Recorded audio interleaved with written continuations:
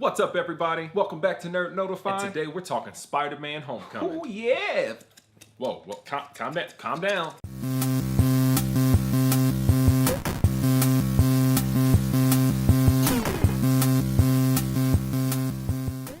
Yes, welcome back, everybody, to Nerd Notify. Sorry for the long wait. I know it's been a few weeks, but I was on vacation for 2 in Disney and Universal Studios, which is where I got this awesome Spider-Man shirt. BT Dubs, it was amazing. If you get a chance to go to Disney World anytime soon, please do.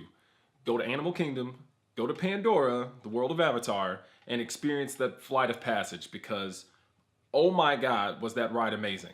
You've probably seen some clips online like Kevin Smith was talking about it and just other people just ramping and raving about this thing, but this ride is nuts. It's a full 4D, 3D ride, right? So I'm gonna say 4D because that's what it is.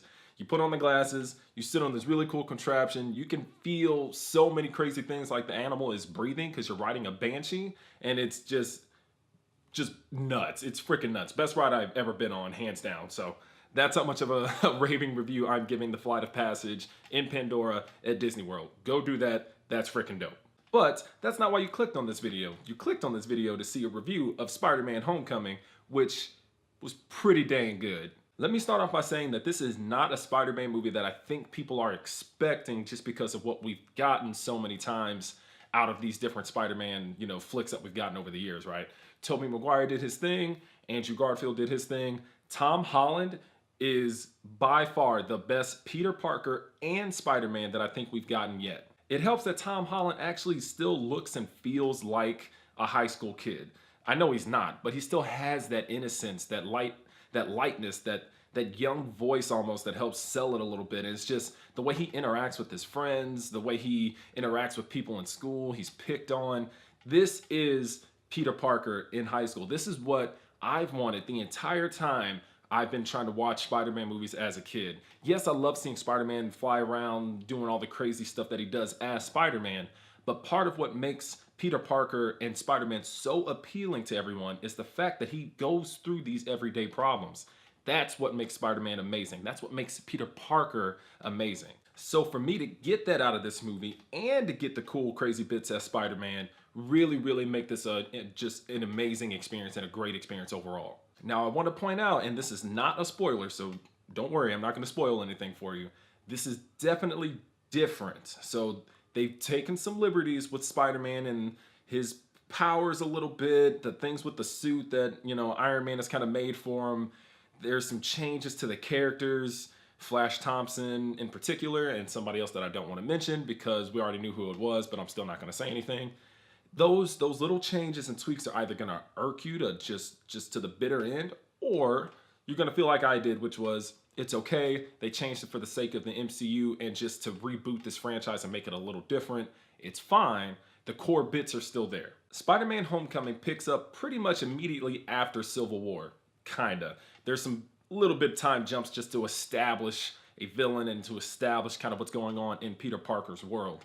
And really all he wants to do is become an Avenger and leave high school and just start doing all this crazy heroic stuff. And this is honestly a journey. Again, this movie is a journey from him going from rambunctious teen and developing into what we think we know him as Spider-Man. So this movie is definitely one of those flicks that's really trying to get a point across and show you that he's not ready to be this go gung-ho hero and be up there with the Avengers. He can handle himself, but there's a lot more he has to learn about himself and just about being Spider-Man. Something else that's been notably pointed out is that this movie really does feel like an 80s kind of high school movie flick. There's obvious references to a lot of stuff like Ferris Bueller's Day Off and many other things.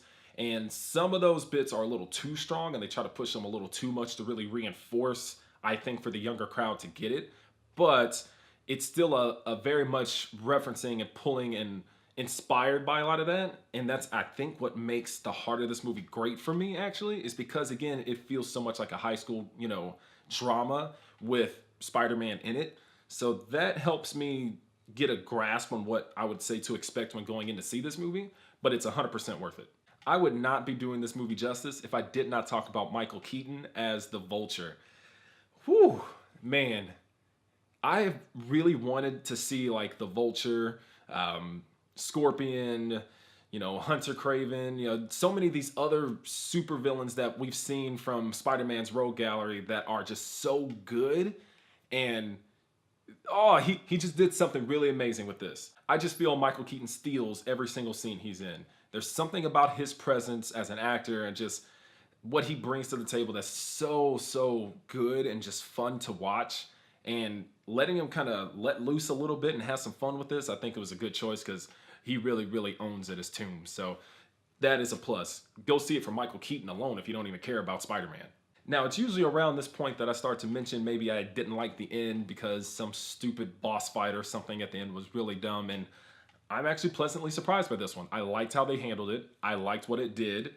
Again, there's some things that shouldn't have been done because they were really trying to reinforce it for kids, for a younger audience, but there's some really cool stuff that they do with this last little battle, whatever you want to call it. So I really enjoyed this flick. I loved it, actually. I think everyone should go check it out in theaters. It's already getting high praise, and by the time I get this video up, I know it's going to be making bank. So that is my review of Spider-Man Homecoming. See it in theaters, 100%. Don't wait on this one. It's worth the watch.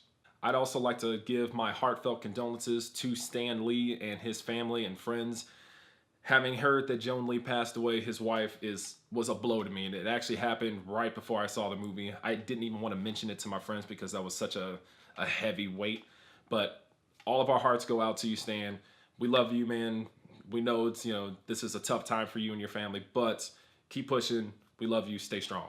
All right, guys, that was my review of Spider-Man Homecoming. Again, super funny, great action, super cool flick. Go check it out in theaters. I hope you enjoyed this review. If you did, don't forget to check out the other videos that I've done. I got a bunch of stuff. Just click around and see what you like and come back and tell me about it. Don't forget to hit that like and subscribe button, and don't forget to share this video with your friends and family. I would greatly appreciate it. It makes you all awesome people. And folks, you've just been notified. Peace!